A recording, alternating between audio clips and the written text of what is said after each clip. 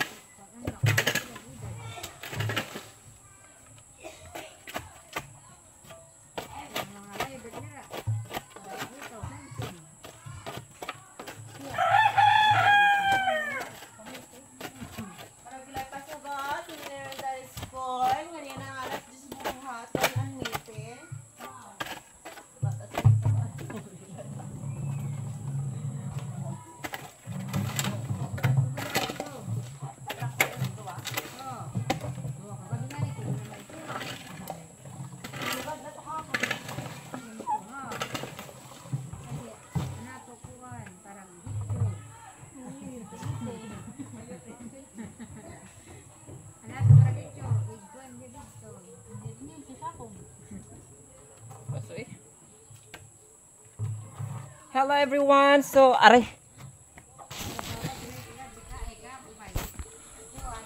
Yan. So, grabe. Pagod na ang person, mga kahagard. Dahil naglinis ako dito. 3 araw na yun. Nilinis ko kahit hindi sa aking lote yon. Ito kay mother. Ito dito. So, nililinis ko kasi baka sakali may mag-sponsor dyan. Maggagawa ako ng bahay kubo dito. Yan, sinipon ko yung mga basura. And of course, tinatanggal ko yung mga damo. Grabe na. Ayan o. Medyo maluwag-luwag dito mga kahagard. Ayan o. Ayan. So, pagoda ng person and a lot of garbage out there. Ayan. So, susunugin natin yan mga kahagard. Grabe. So, malawak-lawak din dito yung lote na to. So, wala pang bahay. Kasi akong maggagawa dito ng bahay kubo kapag mayroon tayong sponsor. Baka naman, mga kahagar dyan. Yan o.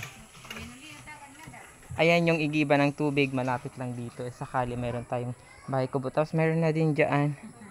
Ano, ayan o. Ang ganda na, malinis na.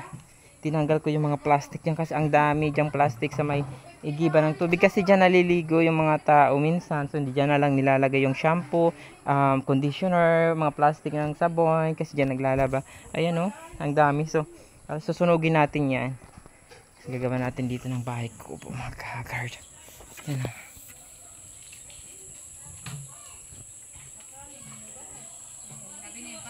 Ayan, so, tara.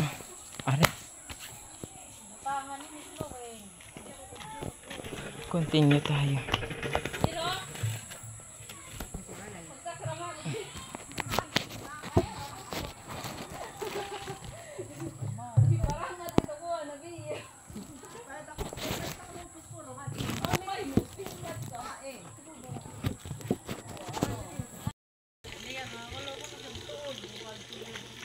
Ayan mga kahagard. Medyo maano-ano pa yung ating lilinisin dito. Yan. Yan pa yung linisin natin.